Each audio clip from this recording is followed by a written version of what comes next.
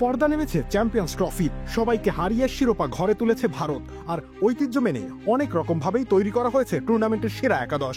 তবে ফ্লপ একাদশ তৈরি না করলে আলোচনা কি আর জমে? রহমানুল্লাহ গুরবাজ, আফগানিস্তান ব্যাটিং লাইনআপের সব থেকে বড় ভরসা ভাবা হয় রহমানুল্লাহ গুরবাজকে, কিন্তু তিনি সেই ভরসার প্রতিদান দিতে পারলেন কই? 3 ম্যাচে করেছে মোটে 16 রান। ইংল্যান্ডকে হারালেও আফগানিস্তান যে সেমিফাইনালে খেলতে পারেনি সেটার খানিকটা হলেও তার দায়।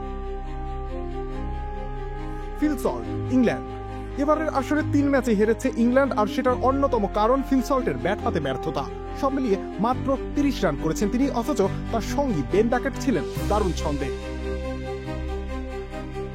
বাবর আজম রান করেছেন ঠিকই, 2 ম্যাচে 87 রান একেবারে খারাপ নয়, কিন্তু নিউজিল্যান্ডের বিপক্ষে তার ইনিংস ছিল স্বার্থপরতার অনন্য উদাহরণ।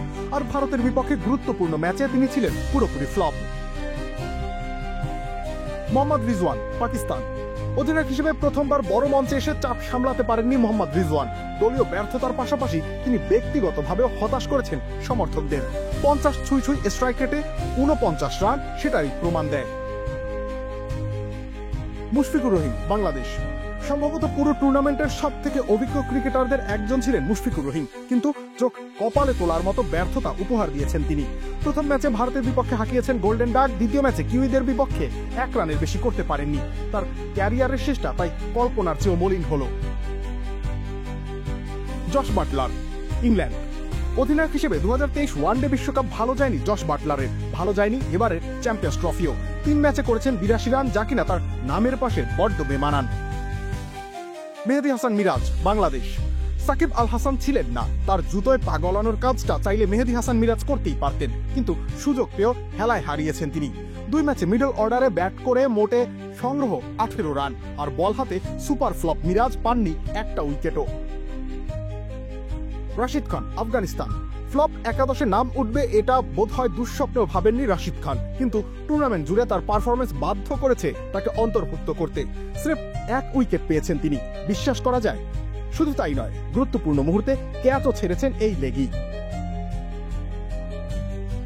শাহিন শাহ আফ্রিদি, পাকিস্তান সাম্প্রতিক সময়ে ফর্ম ভালো যাচ্ছিল না শাহিন শাহ আফ্রিদির, তবুও ভরসা ছিল, আশা ছিল, কিন্তু কিসের কি?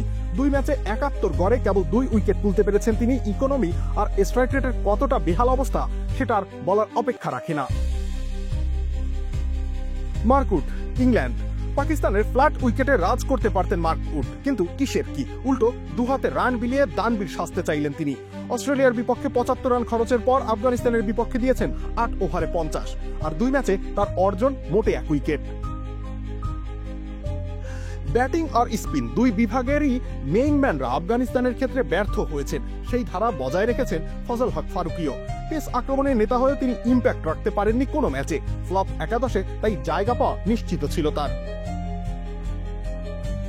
রুবেল ইসলাম রনি, খেলা 71।